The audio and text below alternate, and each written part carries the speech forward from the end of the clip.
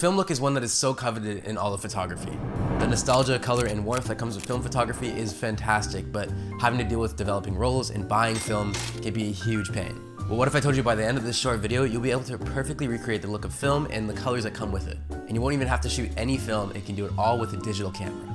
With photos like this, and even this all being taken on digital cameras, it's a truly amazing effect I use all the time. Now chances are if you've seen me before, you've seen my Lightroom tutorials before, the ones where I go like this and show you how to edit photos in a certain way or fashion. And by far one of my most suggested tutorials is to emulate film. So by the end of this video, you're gonna know exactly how to edit your photos to look like film using Lightroom sliders and settings. It's gonna be a super simple process if you follow along with the video, but make sure you stay till the end because I have some more advanced techniques that I'll be showing you at the end. Without further ado, let's get into it.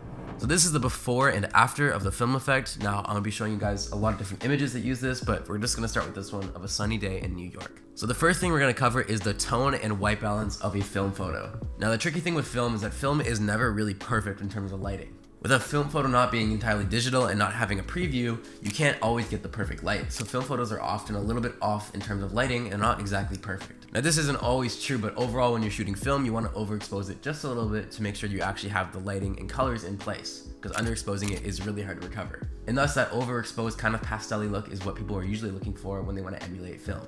So with our digital photo, we're basically going to be doing the exact same thing with the tone tab and just keeping back some highlights to make sure we still have some detail. So I always lower the highlights a little bit, up the shadows quite a bit, up the whites, and up the blacks. Kind of like that.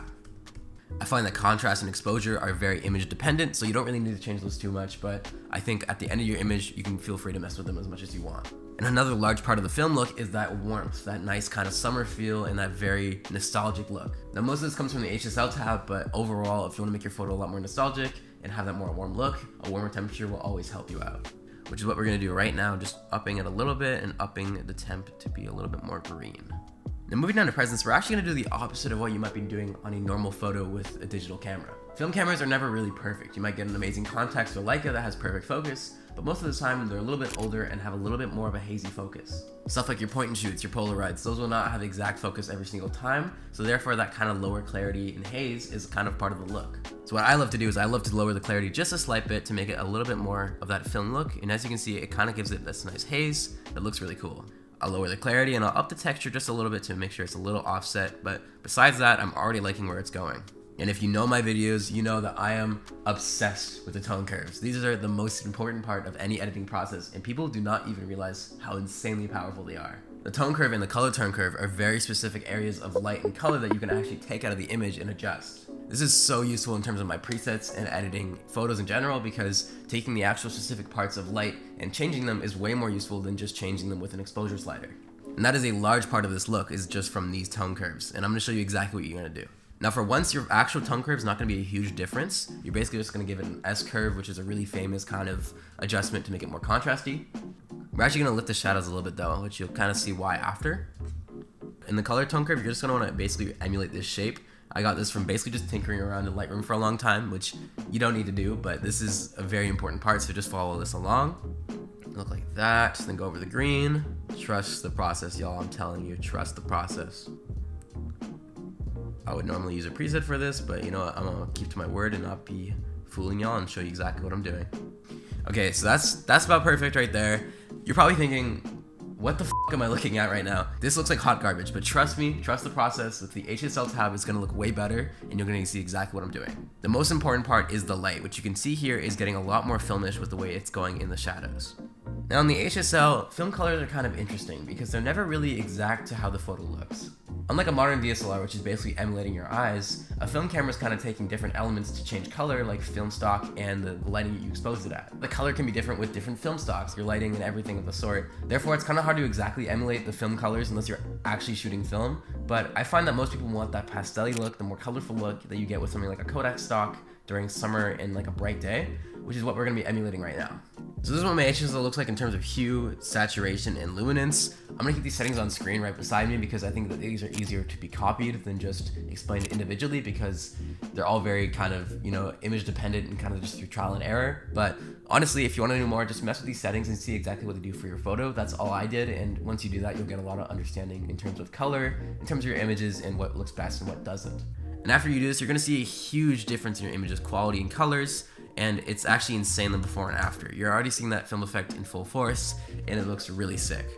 But we're not done there. We still have to add our grain. Grain is obviously a huge part of the film look. It is something that people are often trying to recreate, and it is one of the most important elements to make your photo look like film. Like I said earlier, lighting is never really perfect in film, and therefore you often get grain, especially when using higher ISO film stocks.